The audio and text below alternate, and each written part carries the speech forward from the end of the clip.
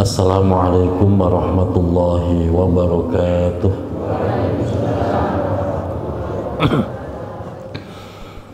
Bismillahirrahmanirrahim. Alhamdulillahi rabbil alamin. Wassalatu wassalamu ala ashrafil anbiya'i wa imamil mursalin, sayyidina wa habibina wa maulana Muhammadin wa ala alihi wa sahbihi ajma'in. Hasbunallahu wa ni'mal wakil, ni'mal maula wa ni'man nasir, wa la hawla wa la quwwata illa billahil aliyyil azim. Allahumma anfa'na bima 'allamtana wa 'allimna ma yanfa'una bi rahmatika ya arhamar rahimin. Amin ya rabbal alamin. Al-Mukarramun, seluruh pengurus DKM Masjid Al-Faragha, Ketua DKM Bapak Haji Abdul Jabbar, semoga senantiasa Allah pelihara kesehatannya, seluruh para tokoh masyarakat, para sesepuh, para Bapak Haji, khusus Bapak Safruddin, alhamdulillah hadir nih, dan seluruh para penggiat majelis ilmu Om Rio dan teman-teman, seluruh jamaah Bapak Ibu yang hadir pada kesempatan malam hari ini tanpa terkecuali. Semoga senantiasa Allah sehatkan lahir batin kita, Allah tambah-tambah keberkahan hidup kita, Allah istiqomahkan kita di dalam kebaikan, dan kelak diwafatkan dalam keadaan husnul khotimah. Amin. Alhamdulillah wa syukurillah. Pada kesempatan malam hari ini kembali Allah kumpulkan kita di salah satu taman surganya Allah, yaitu majelis ilmu, melanjutkan kajian kitab Nashaihul Ibad. Sekarang kita masuk maqalah 11 ya.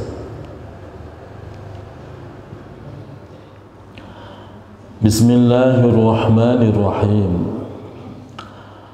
Wal maqalatul hadiyah asyrata anin nabi sallallahu alaihi wasallam annahu qala as-salatu imaduddin, dan seterusnya. Maqalah nasihat yang ke-11 anin nabi, datangnya dari baginda Nabi Muhammad sallallahu alaihi wasallam, annahu, sesungguhnya Rasulullah, qala, telah bersabda.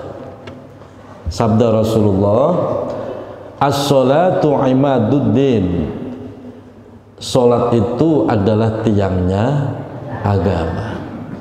Ini hadis sangat populer sekali, Pak. Bahkan anak-anak kecil sudah diajarkan hadis ini. As-salatu imaduddin, salat itu tiang agama. Di sini kita menjadi faham, agama orang ini kuat atau tidak dilihat dari sholatnya.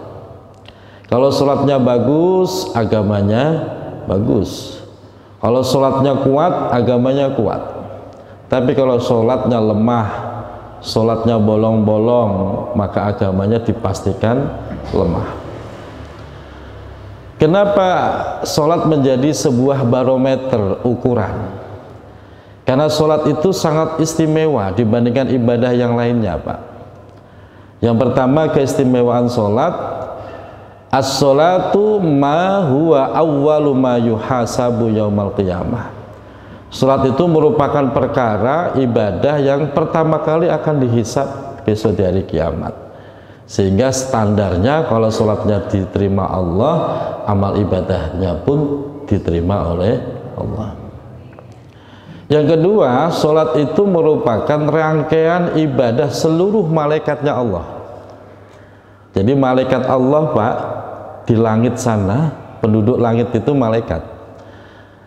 Ada yang kerjaannya atau ibadahnya itu hanya takbir. Dari awal diciptakan sampai kiamat, ya kerjaannya itu Allahu Akbar, Allahu Akbar, terus takbir sampai kiamat. Ada yang kerjaannya ruku, dari awal diciptakan sampai nanti kiamat, itu malaikat ruku terus sambil terus membaca tasbih subhanallah rabbiyal azimi wa bihamdi subhana rabbiyal azim, terus sampai kiamat. Ada yang kerjaannya sujud, ya sujud terus sampai kiamat.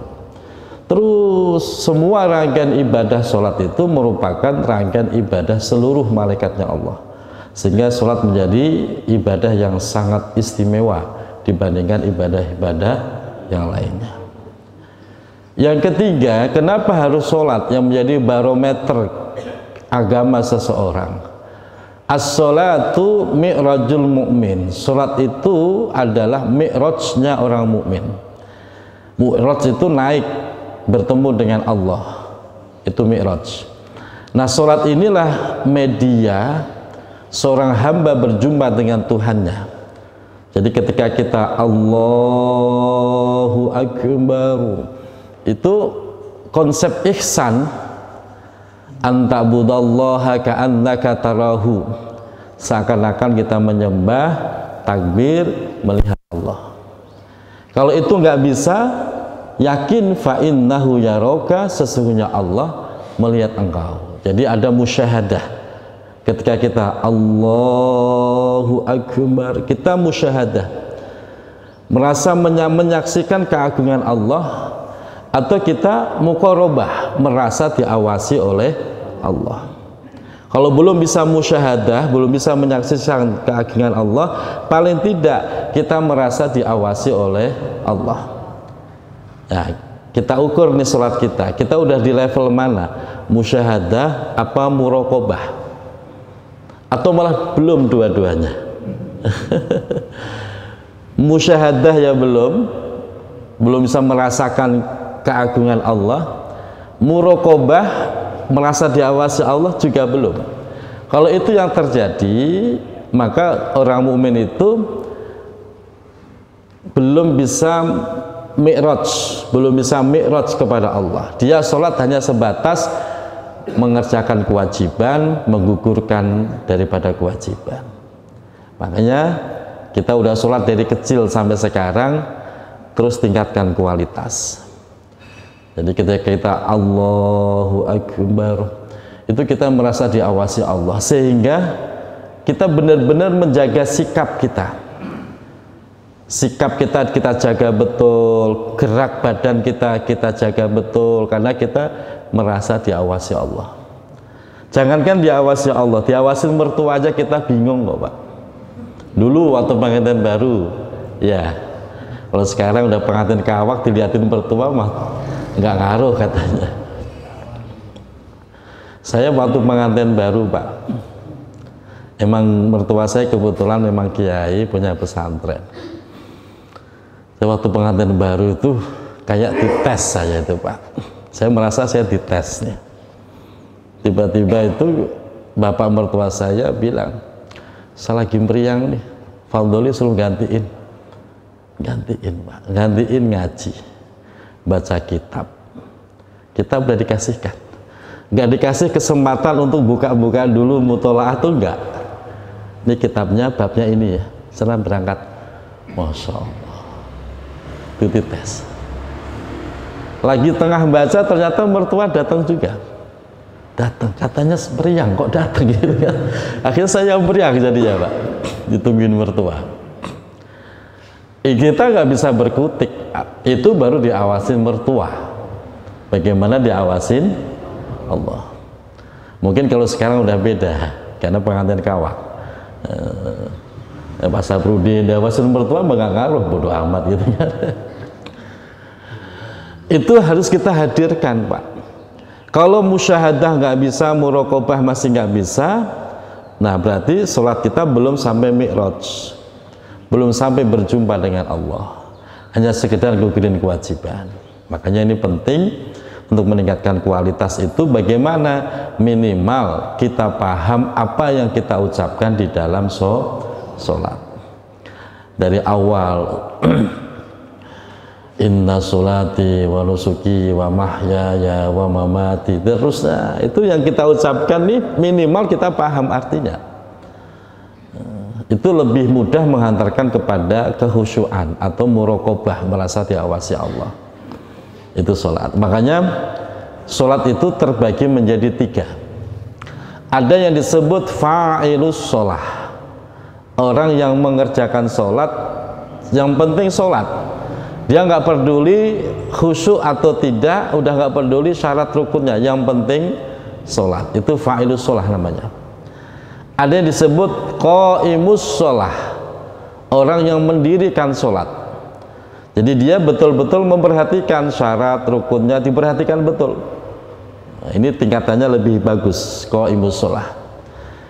Ada yang ketiga, yang paling bagus itu hafizus sholah, orang yang betul-betul menjaga baik kualitas ataupun kuantitas sholatnya. Jadi sholatnya itu nggak anggot-anggotan, Pak. Ada nggak orang sholat anggot-anggotan? Ada. Kalau lagi tanggal muda kelihatannya khusyuk banget. Kalau tanggal tua udah gelisah aja. Habis sholat udah kabur-kaburan, udah nggak tenang. Hafidzus sholah, dia menjaga kualitas dan kuantitas. Nah, level hafidzus sholah inilah level tertinggi, sehingga dalam surah Al-Mu'minun, ulaika humul warisun, mereka lah yang akan menjadi pewaris, alladzina yarisunal firdaus, yaitu pewaris surga firdaus, hum fiha khalidun, mereka kekal di dalamnya. Kita ukur diri kita di level mana nih? Fa'ilus sholah, qaimus sholah, atau hafidzus sholah? Gak usah dijawab, Pak, diraba sendiri aja. Dijawab dalam hati, oh saya di sini levelnya. Itu. Yang berikutnya, sholat ini merupakan kafarah. As-sholatu ila sholatil ukhra bainahuma kafarah. Sholat satu dengan sholat berikutnya, diantaranya itu terdapat kafarah, penghapus dosa. Sehingga orang kalau benar-benar sholatnya bagus, setelah sholat dia akan makin bagus. Jadi nandainya sholat ini diterima sama Allah, itu dilihat pada perubahan akhlak, makin bagus atau makin jelek, bukan dilihat pada jidatnya yang hitam, bukan. Jelas, Pak, ya? Karena masih banyak orang yang salah paham. Waduh, ini sholatnya pasti bagus. Kenapa? Kelihatan dari jidatnya ada hitam-hitamnya. Jangan di situ ukurannya. Kalau itu yang menjadi ukuran, oh Pak Saprudin bisa nomor 1 paling hitam. Jedat-jedatin. Bukan itu. Ukurannya adalah perubahan sikap. Karena dia terhapus dosanya. Orang itu kalau dosanya terhapus, pribadi akan makin bagus. Baik akhlak dengan sesama manusia ataupun akhlak dengan Allah Subhanahu wa ta'ala. Sholat terus tapi akhlak gak berubah, tetap aja cerewet, ngomelan, galak, marah mulu sama suami, umpamanya begitu. Ada nggak yang model begitu, Bu? Malam ini datang? Nggak ada. Ayo dibaguskan lagi sholat. Betul, Pak, sholat itu kafarah. Jadi jangan sampai sholat terus, maksiat jalan terus, jangan. Itulah kenapa sholat ini menjadi barometer ukuran keagamaan seseorang. Diperhatikan dari sekarang sholat kita. Yang kedua, nasihat Rasulullah, wasumtu afdol. Wasumtu, dan adapun diam, afdolu, itu perkara yang paling mulia. Yang kedua, diam. Diam itu perkara yang bagus, Pak, Bu. Makanya ada ungkapan diam adalah emas. Sehingga hadis Rasulullah, man kana yu'minu billahi wal yaumil akhir falyakul khairan aw liyasmut. Barang siapa yang ngaku beriman kepada Allah dan hari akhir, falyakul khairan, ngomonglah yang baik. Kalau tidak bisa, liyasmut, diam. Maka diam itu menjadi emas kalau seandainya dia ngomong malah bikin rusuh. Tapi ngomong akan menjadi mutiara yang jauh lebih berharga daripada emas kalau yang diomongkan adalah perkara yang baik. Saat ini saya lebih baik ngomong daripada diam. Betul Bu? Saya megang mic terus diem ya. Bapak bingung mau ngapain ya. Saat ini saya ngomong lebih baik. Saat ini Bapak Ibu diam lebih baik. Jangan saya ngomong, Ibu ngomong ya, jelas nanti malah.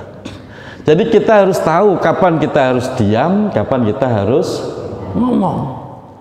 Itulah orang yang baik. Jangan sampai salah. Makanya salamatul insan fi hifdzil lisan. Selamatnya seseorang itu tergantung bagaimana dia menjaga lisannya. Kalau dia nggak tahu kapan dia harus ngomong, kapan dia harus diem, menjadi sumber masalah, Pak. Apalagi kalau ngomongnya salah, malah jadi sumber masalah. Makanya orang itu bisa mulia karena ucapannya, bisa babak belur juga karena ucapannya. Rumah tangga bisa tambah romantis ya karena ucapan, pecah terjadi talak cerai juga karena ucapan. Makanya Bapak kalau lagi suasana hati nggak baik, udah nggak usah ngomong di rumah, diem aja. Iya. Kalau suasana hati lagi nggak baik, kok ngomong mesti jelek omongannya. Lihat istri bawaannya udah gedek aja. Istri juga sama, ya kan? Istri kalau lagi suasana hati lagi nggak baik, lihat suami juga bawaannya pengen salah mulu. Suami duduk salah, keluar rumah salah, pulang ke rumah lebih salah lagi. Emang lagi suasana hati nggak jelas. Makanya kalau lagi nggak enak suasana hati, diam. Sebab kalau ngomong mesti jelek. Apalagi kalau sampai marah. Bapak kalau lagi marah, kok ngomong mesti jelek. Suami istri lagi marah berantem, ngomong mesti ngomongnya bakal halus. Udah kasar, jelek, setan gitu kan. Istri nggak mau kalah, bales kan mesti. Suami iblis ya. Ayo serumah udah genderuwo semua itu, Pak. Ya diam. Jadi diam itu yang paling bagus. Maka dalam keterangan yang lain, as-sumtu zainun lil alimi wasatrun lil jahil. Diam itu menjadi perhiasan, keindahan bagi orang alim.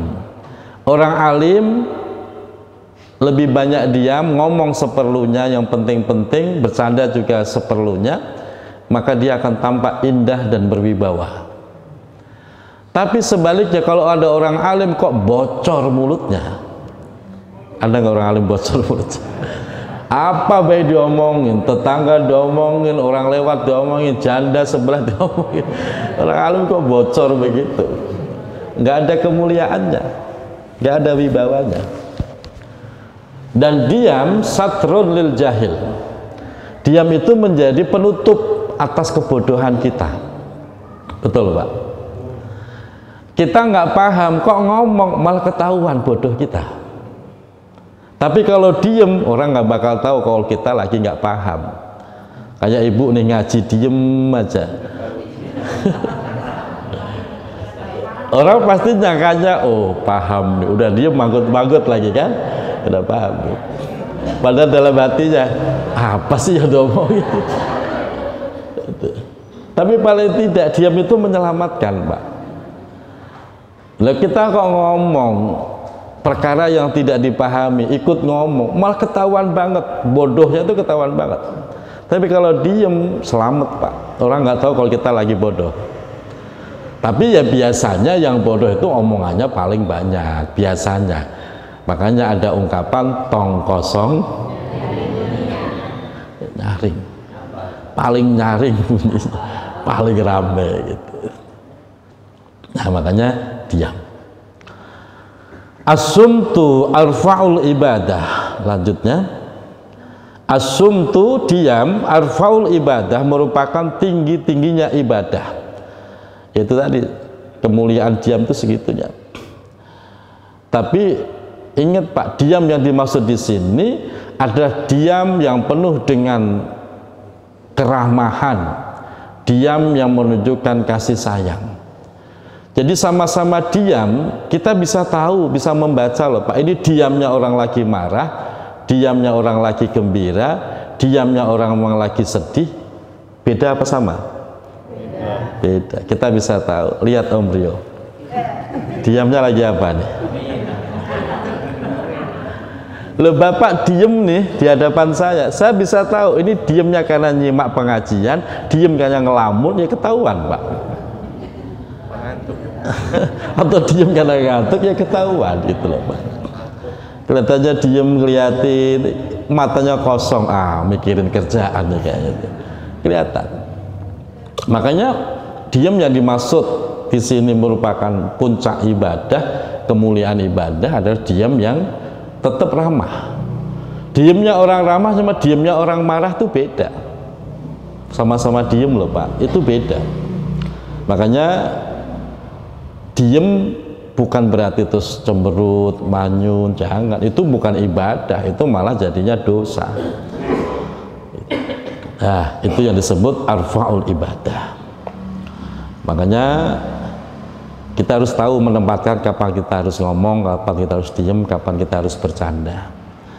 Saya kalau di rumah banyak bercanda sama istri, sama anak. Saya senang itu. Sesekali saya colek istri. Ibu terakhir dicolek suami kapan? Nggak pernah kan? Kasihan banget. Bapak terakhir nyolek istri kapan? Jujur, yang benar Pak. Karena survei saya membuktikan pernikahan di atas 20 tahun udah jarang nyolek pasangannya. Betul Bu ya? Jarang. Padahal nyolek tuh Pak, itu pahalanya lebih besar loh Pak daripada Bapak ngasih duit. Colek doang ya, udah dibagi, dapat juga.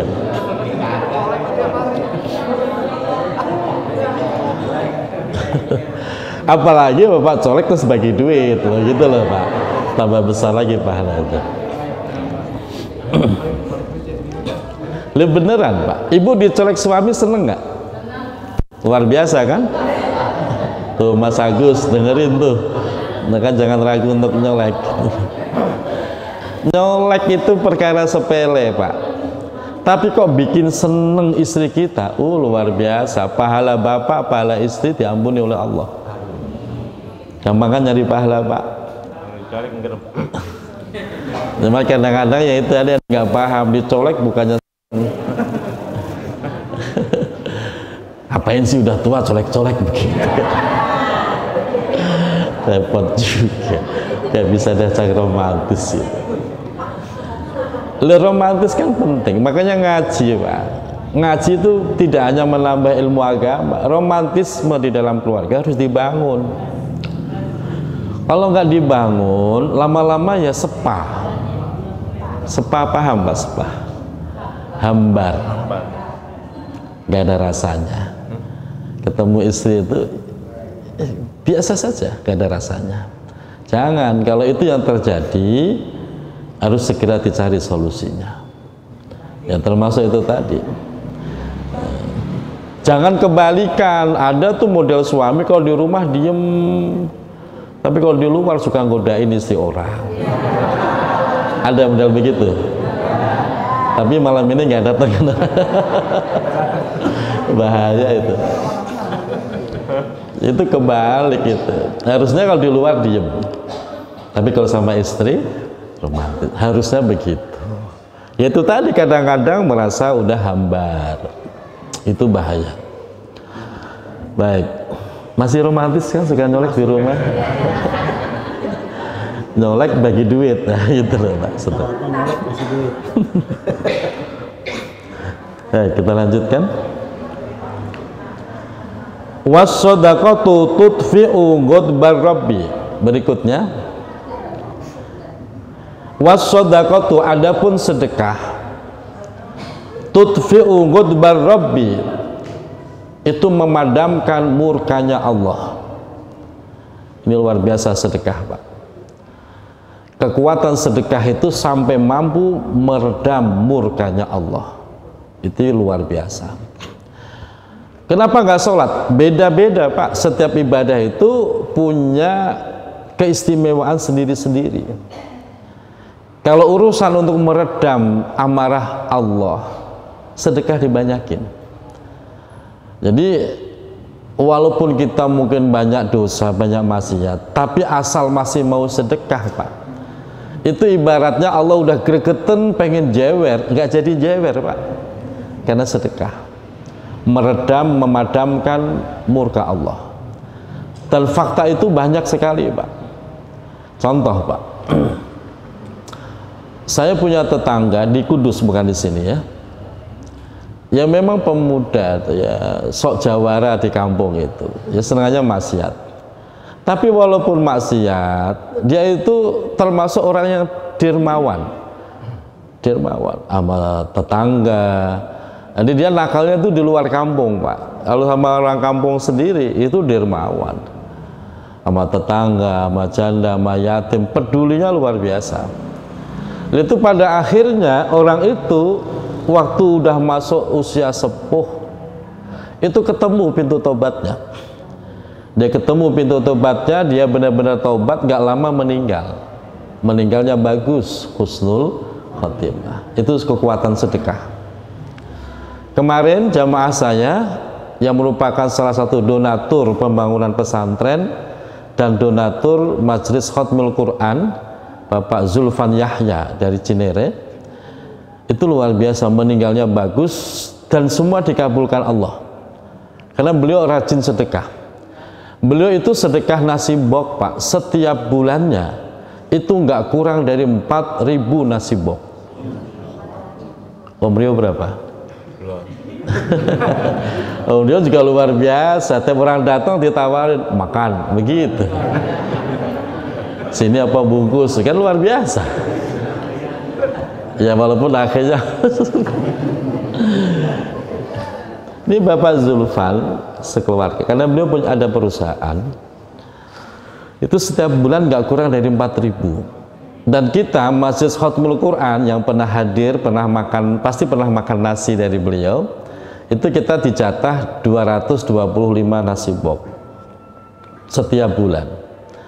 Meninggalnya bagus, Pak, karena dekat dengan saya, sering diskusi masalah tentang kehidupan termasuk kematian. Beliau, saya ingat betul, pernah bilang begini, saya besok kalau memang sudah waktunya Ustadz, saya pengen mati tapi nggak ninggalin sholat. Allah ijabah, Pak. Habis jamaah sholat subuh di Masjid Raya Cinere, beliau capek, merasa meriang, pulang. Sampai rumah, karena dipikirnya meriang biasa, beliau langsung berangkat olahraga.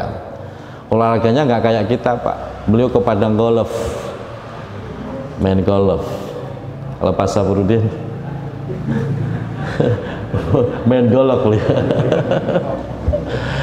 Golf.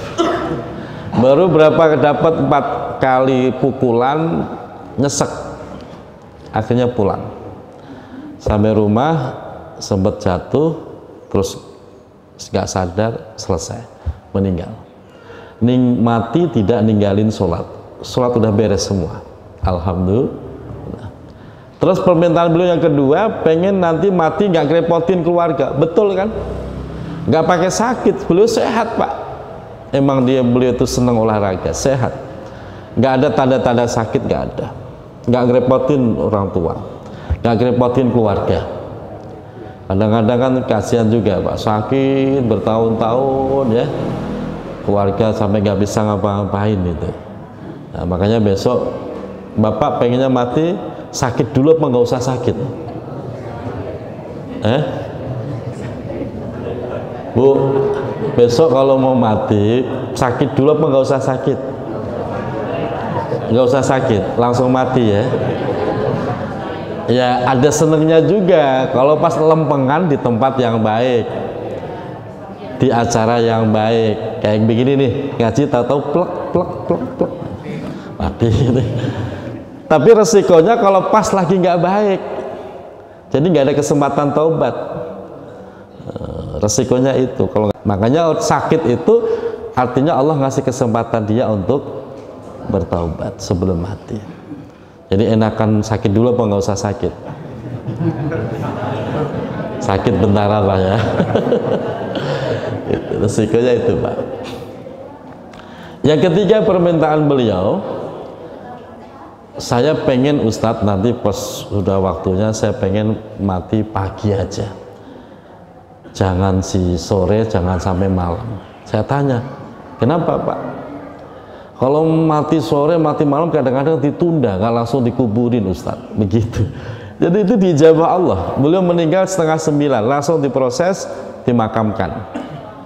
Makamnya nggak di Cinere Pak, di Kerawang, makam Al-Azhar, makam Grand. Tahu Mbak berapa satu lubangnya? 25 juta satu lubangnya. Di sini berapa satu lubang? 2 juta. Di sana 25 juta. Tapi di sana tetap sama dengan yang 2 juta sama Pak. Nggak ada jaminan kalau 2 juta itu selamat tuh ya. Cuma di sana terjaga, terawat. Jadi kalau ke sana itu indah, kuburnya tertata bagus itu. Sehingga kadang-kadang banyak orang ke sana bukannya ziarah tapi selfie, Pak. Dan itu dijabah Allah semua. Barokahnya sedekah. Saya pikir beliau meninggal, ya udah berarti selesai. Ternyata tidak. Didikan beliau terhadap keluarga juga luar biasa. Kemarin saya ditelepon sama anak pertama. Telepon, Ustadz, saya mau meneruskan kebiasaan papa. Khatmul Quran kapan? Saya bilang 4 September. Insya Allah kita kirim nasi box sebagaimana biasa. Alhamdulillah. Itu enaknya kalau punya anak yang solih dan solihah. Sehingga pahala terus berjalan kan, nggak terputus. Nah, ini yang terpenting. Dan moneter Pak, kemarin moneter, Covid kemarin, ini barokahnya sedekah. Bahwa sedekah itu tidak hanya meredam murka Allah, tapi benar-benar menyelamatkan.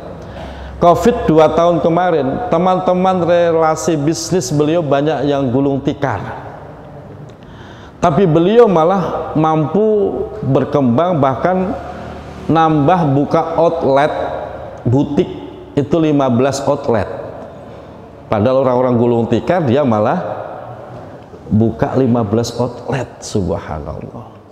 Barokahnya sedekah. Dan gak ada ceritanya orang sedekah bangkrut, tambah bagus. Makanya jangan pernah males, jangan pernah kosong hari kita tanpa sedekah.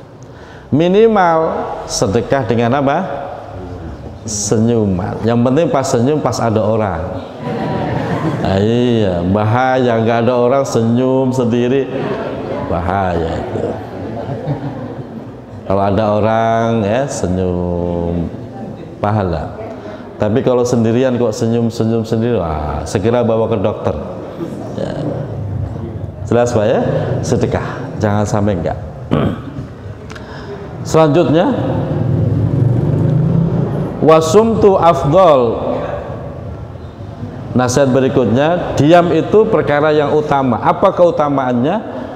As-sumtu, nah ini yang tadi saya jelaskan. As-sumtu zainun lil alimi wasatrun lil jahil. Bahwa diam itu zainun lil alim, perhiasan bagi orang alim, wasatrun dan penutup lil jahil bagi orang bodoh. Ini tadi udah kita bahas. Selanjutnya, wasaumu junnatun minan nar. Diam, as-saumu sekarang puasa Pak.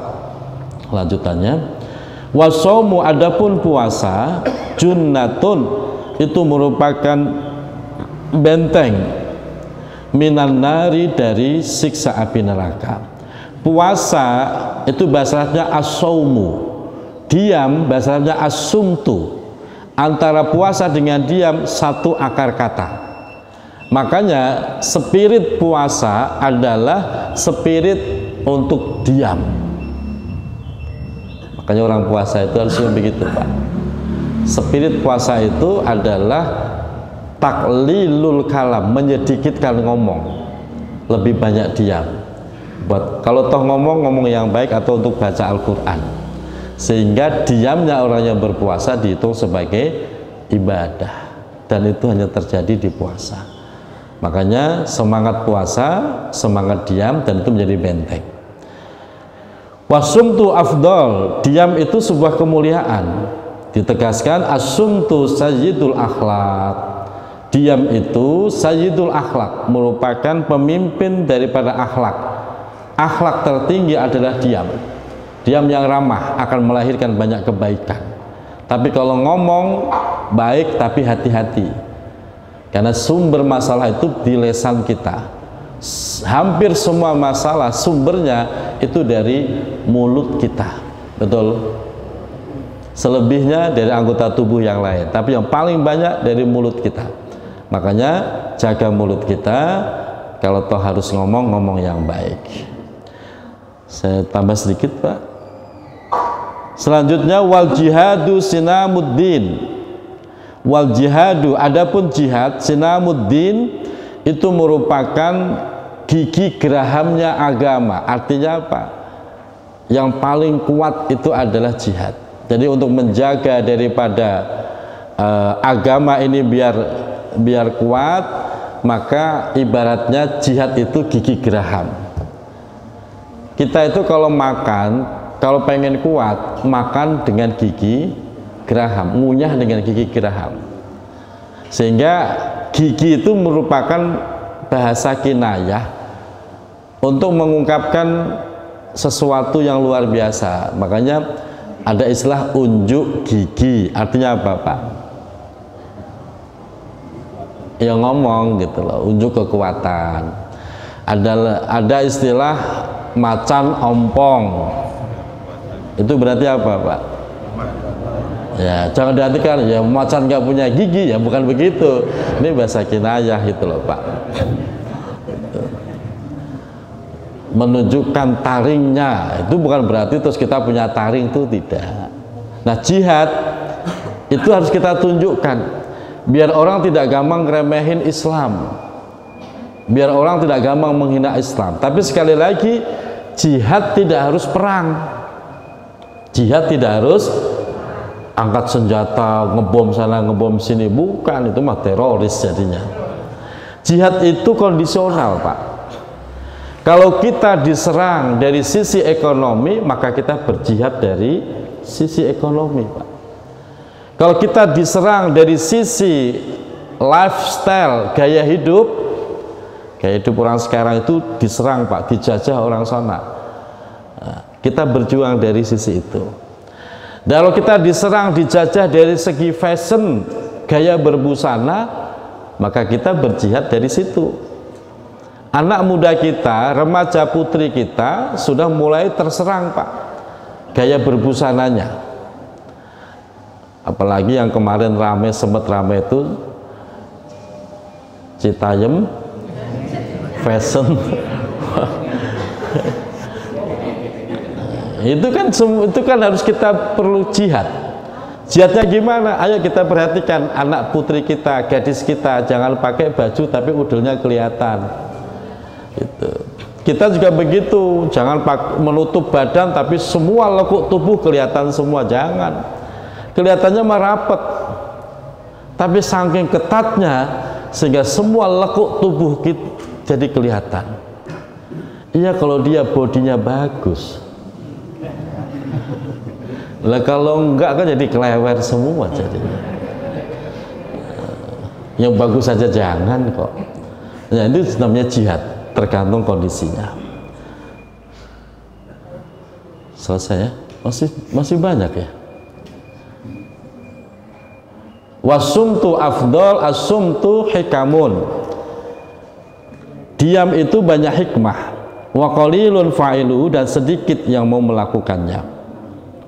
Afdolul jihad, sebaik-baiknya jihad adalah antujahida nafsaka, agar engkau mampu berjihad melawan nafsumu, wahawaka, dan melawan hawa doronganmu, fi dzatillah, di dalam mengagungkan Allah Subhanahu wa ta'ala. Itu jihad yang paling berat, yaitu jihad melawan hawa nafsu. Kenapa berat? Karena hawa nafsu tidak terlihat oleh mata. Kenapa berat? Karena hawa nafsu bersemayam di dalam diri kita, itulah musuh kita. 24 jam kita bermusuhan dengan nafsu kita. Ini yang berat. Semoga Allah kuatkan iman Islam kita. Mohon maaf lahir batin. Assalamualaikum warahmatullahi wabarakatuh.